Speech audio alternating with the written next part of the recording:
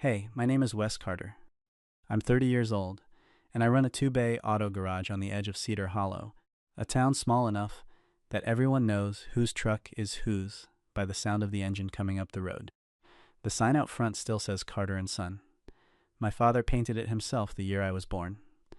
He's been gone 3 years now, and I've never been able to make myself change it, partly because it's still true, and partly because changing it would mean admitting he wasn't coming back to stand under it. My dad, Hal Carter, taught me everything I know about engines and most of what I know about people. He had grease under his nails his whole life and the steadiest hands of any man in the county. When I was a kid and got impatient with a stubborn bolt, he'd put his hand over mine and say, "Easy. You don't force a thing that's seized. You work it loose. Forcing just snaps it off, and then you've got a worse problem than you started with." He was married to my mother for 40 years. Near the end, when he was sick and we both knew it, I sat with him in the back office of the garage, and out of nowhere he said, "Wheeze, you spend too much time alone out here. You're going to wake up one day, and the only thing you'll have loved is a building." He looked at me hard. "A man's not a machine. You can't just keep him running. You've got to let him go somewhere." I told him I was fine. I was lying, and he knew it, and he let me lie because he was tired and it was easier. After he passed, I poured myself into the garage. I opened early and I closed late. I ate dinner standing at the parts counter more nights than I'd like to admit. I told myself I was honoring him, keeping his place alive. The truth was, I'd stopped going anywhere. I'd stopped wanting anything I might lose. 3 years went by like that, one oil change at a time. The only person who never let me hide all the way was Danny. Danny Brooks and I have been best friends since the 5th grade, when she punched a kid twice her size for knocking my lunch tray out of my hands. She's loud where I'm quiet, sure where I hesitate. She married a good man named Tom, had a little girl, and somewhere in there she appointed herself the keeper of my social life, mostly because nobody else applied for the job. It was at Danny's birthday cookout, on a warm Saturday in June, that she dared me. The backyard was full of folding chairs and citronella smoke, and kids running through a sprinkler. I was standing by the grill, where I always stand at these things, close to the food and far from the conversation, when Danny came over with a beer in each hand, and that look on her face I've learned to be afraid of. "Whiz," she said, "I'm going to say something, and I need you to not be a coward about it." That's a bad way to start. "My sister's here." She nodded across the yard. "Nora." I knew Nora the way you know somebody's quieter sibling. I'd seen her at Danny's wedding, at the occasional holiday, always near the edge of things, always leaving early. She was standing by the fence now, a little apart from the crowd, holding a paper plate she wasn't eating from, watching the kids in the sprinkler with a small private smile, brown hair pushed back behind her ears, a plain green dress. The kind of person your eyes pass over on the way to someone louder. "What about her?" I said. "She never goes out, ever. She's home with our mom all the time, and she's 28, and she acts like her life's already over." Danny took a breath. "And you? So you haven't been on a date since before Dad Carter died. You two are the most stubborn, walled-off people I have ever met, and I love you both, so here it is." She lifted her chin. "I dare you to take my sister out. One date, a real one. I dare you." I laughed. "Danny, it's a dare, Wes. You can't back out of a dare. We established the rules when we were 9. She'd say no, then let her say no. But you have to ask. That's the dare." She clinked her bottle against mine and walked off, satisfied, leaving me standing there at the grill like an idiot. I'll be honest with you. If it had only been the dare, I'd have let it die. I was good at letting things die. But before I left that evening, I watched Nora cross the yard to where her mother, Lillian, who'd had a stroke a few years back and walked now with a cane, was struggling to get up from a low chair. Nora didn't make a production of it. She just appeared at her mother's elbow, took her weight without being asked, said something that made Lillian laugh, and steadied her all the way to the car. No one else even noticed.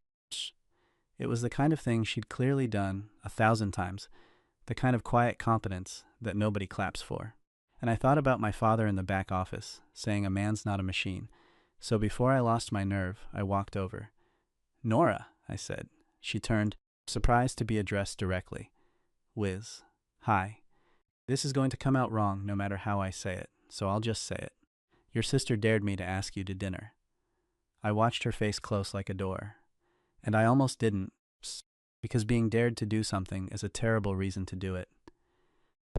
But then I watched you help your mom to the car just now, and I thought, I'd actually just like to take you to dinner. Forget the dare. That part's between me and Danny. The question's mine. She studied me for a long moment, the way you'd check a coin to see if it was real. Why? She said. Because you looked like the most interesting person at this whole party, I said. And you spent the entire evening trying not to be seen. Something flickered behind her eyes. She glanced toward the car where her mother was waiting. I'd have to find someone to sit with my mom, she said. It's not simple. Most things worth doing aren't. She almost smiled. Friday, she said. I can do Friday. Then, before I could answer, she added, and Wes, I know it was a dare. I'm not fragile. You don't have to pretend it wasn't. It started as a dare, I said. Friday's mine. On Friday, I took her to the Blue Heron, a little place down by the river where they grill catfish and the booths are older than both of us. I expected an awkward hour. I'd planned for it, the way you plan for a flat tire. What I got was the easiest evening I'd had in 3 years. Nora was quiet, but I'd misread that quiet entirely. It wasn't shyness, it was attention. She listened the way most people don't anymore. Completely, without waiting for her turn. And when she did talk, it was worth waiting for. She was funny in a dry, sideways way that snuck up on you. She noticed things. She noticed that our waitress was new and nervous, and made a point of being easy on her. She noticed I lined up my silverware when I was thinking. You do that when you're working something out, she said. Line things up. My dad did it too, I said. Garage habit. Everything in its place or you lose the small screw that holds the whole thing together. Tell me about him. So I did. I hadn't talked about my father to anyone in a long time. But it came easy with her, sitting in that old booth with the river going dark outside the window. I told her about the sign that still says Carter and Son, about the back office, about a man's not a machine. She didn't fill the quiet parts with comfort. She just let them sit, which is a rarer kindness than people know. What about you? I said finally. Danny says you're home with your mom most days. The light in her face dimmed, just slightly.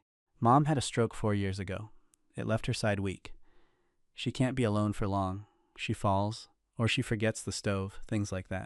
She turned her water glass a slow quarter turn. Danny had Tom and the baby. Somebody had to. It made sense for it to be me. That's a lot to carry. It's my mom, she said simply, like that settled it. And for her it did. I drove her home that night. We sat in the truck outside her mother's house a while, the porch light on, neither of us in a hurry to end it. Thank you, she said. I forget, sometimes, that I'm a whole person and not just a schedule. She looked over at me. I had a good time, genuinely. Tell Danny she won her dare. She didn't win anything, I said. I did. Nora looked at me a second longer than she had to, then got out, and I watched her until the door closed behind her. I called Danny from the truck before I'd even pulled away. Well, she said, how bad was it? It wasn't bad. There was a pause. Wait, what does it wasn't bad mean, exactly? It means I'm going to ask her out again, I said, if that's all right with you. Danny was quiet for so long I thought the call had dropped. Then she said, in a voice I didn't recognize from her, soft, almost careful, yeah, Wes, that's all right with me, and I didn't think anything of it at the time. I should have. We saw each other all that summer. It wasn't fast. Neither of us was built for fast. We were two people who'd spent years learning not to want things, and you don't unlearn that overnight. But the seized bolt was working loose. I'd close the garage and drive over and sit with Nora and Lillian on their porch. And sometimes I'd fix things around the house that needed fixing. The screen door, the railing, the back step that gave a little. Nora told me to stop. I told her I didn't know how to sit still in a house without working on it, which was true. Lillian liked me. She'd been a sharp woman before the stroke, and she was sharp still, just slower to get the words out. One evening, while Nora was in the kitchen, she put her good hand on my arm and said, slow and clear, she's the best of us, you know that. The best of us, and she thinks she's the spare. She looked toward the kitchen. Don't you let her think that. I told her I wouldn't. I meant it. One evening near the end of July, Nora drove out to the garage at closing time. She'd never come there before. I was under the hood of a customer's sedan when I heard her truck, and I came out, wiping my hands, surprised, and found her standing in the open bay door with the last of the daylight behind her. Mom's with Danny tonight, she said. I had a whole evening, and I realized I didn't know what to do with one. She looked around at the place. The tools hung in their outlines on the pegboard. The calendar still on a month 2 years past. The back office with the light off. So this is it. Carter and Son. This is it. She walked the length of the shop slowly, the way you walk through a church. She stopped at the office door and looked in at my father's old desk, which I'd never cleared. You kept it exactly the way he left it, she said. I keep telling myself I'll go through it. Don't, she said. Not until you want to. She turned and looked at me. I understand keeping a room the way someone left it. I've got 4 years of my own life in a closet I never open. I didn't know yet how literally she meant that. But I heard the weight under it, and I didn't reach for it. I just pulled 2 stools off the wall, and we sat in the open bay as the light went, and she talked more than I'd ever heard her talk. She told me what it was like to be the quiet sister, how people loved Danny the second she walked into a room, and how she'd learned young that her own job was to be the one who made sure the room kept running, the dishes, the rides, the appointments nobody else remembered. How, somewhere along the way, she'd stopped expecting anyone to look at her and started being relieved when they didn't, because being seen meant being asked for something, and she was already giving everything she had. And then you sat down beside me at a party, she said, and said I was the most interesting person there. I almost didn't believe you. Still not sure I do. She gave that small, dry smile, but I drove all the way out here on my one free night to sit in a garage with you, so apparently some part of me wanted to find out. You're the most interesting person there, I said. I'll keep saying it until you believe it. She looked at me for a long moment in the half-dark. You might have to say it a while, she said. I've got time, I said, and I meant that too. What I didn't know yet was that Nora was keeping something from all of us. I found out by accident, the way you find out the things people most want hidden. It was late August. I'd come by to fix the gutter, and Nora had run out for her mother's prescription. And Lillian asked me to grab a sweater from the hall closet. On the closet shelf, under a folded blanket, was a large envelope. It had slid half out, and a single word on the letterhead caught my eye before I could stop it. College seal, a nursing program, 2 states away. I shouldn't have looked. I looked. It was an acceptance letter. And it wasn't new. It was 4 years old, the paper gone soft at the folds from being taken out and put back too many times. Clipped to it was a more recent one, dated that spring, a letter saying that her deferred place had been held as long as the program could hold it, and that the final term to claim it was this coming January. After that, the offer was gone for good. I stood in that hallway holding 4 years of a person's hidden life in my hands. When Nora got home, I was sitting on the porch step with the envelope beside me. I didn't hide it. I'd thought about it, and hiding it felt like the start of the exact kind of thing my father warned me against. She saw it and stopped at the bottom of the steps. You weren't supposed to find that, she said quietly. I know. Your mom asked me to get a sweater. I'm sorry. I held it out to her. Nora. Into nursing school. 4 years ago. You never went. She came up and sat beside me and took the envelope and held it in her lap.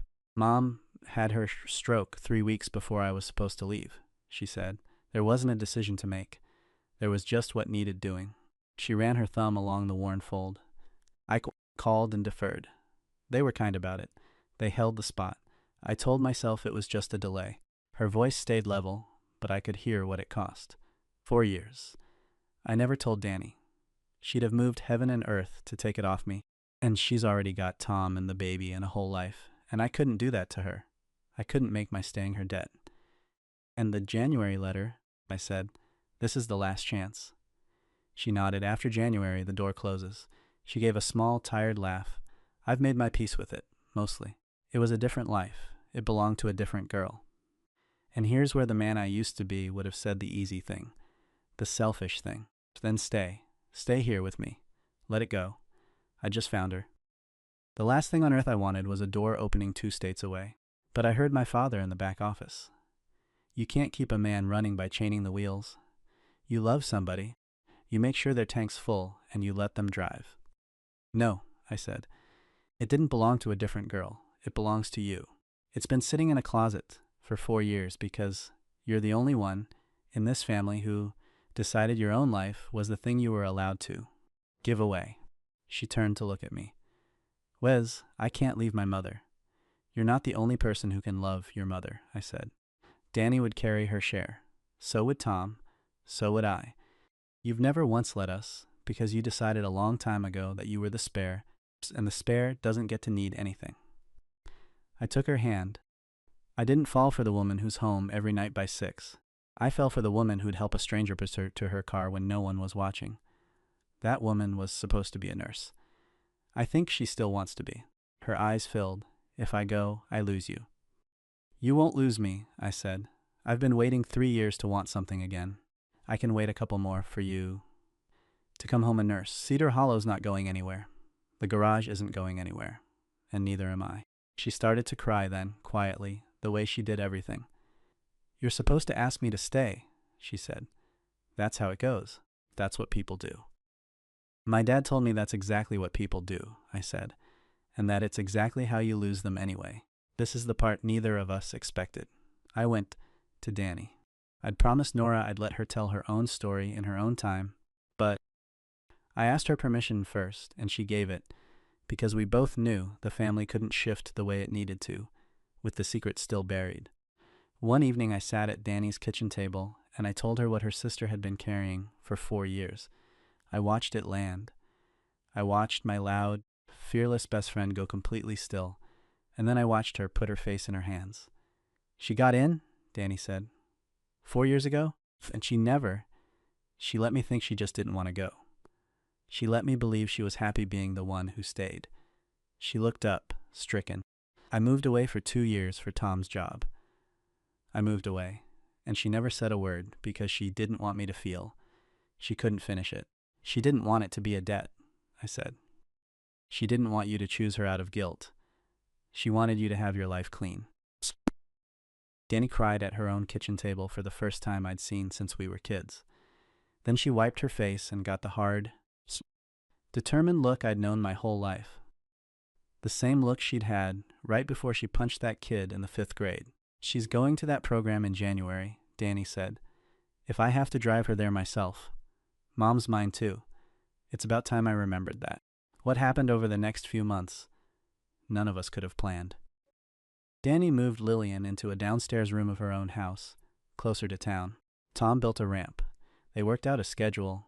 Danny most days, a homemade 3 afternoons a week that Danny and I split the cost of, me on weekends doing the things that needed a wrench or a strong back. It wasn't one person carrying everything in silence anymore. It was a family finally sharing the weight the way Nora had let no one share it for 4 years. And in January, I drove Nora to nursing school myself. It was a cold, bright morning. She sat in the passenger seat of my truck with a duffel bag and the soft, worn envelope, and she was terrified, and she was lit up from the inside in a way I'd never seen. At the dormitory, we stood by the truck a long time, neither of us in a hurry to end it. What if I can't do it? She said. What if I forgot how to be the girl who wanted things? You didn't forget, I said. You just put her in a closet. Go let her out. I kissed her then, in the cold, in the parking lot, with her whole new life in front of her. Your tank's full, I said. Go drive. She laughed and cried at the same time, and then she went. The next 2 years were long, and I won't pretend they were easy. We talked every night on the phone.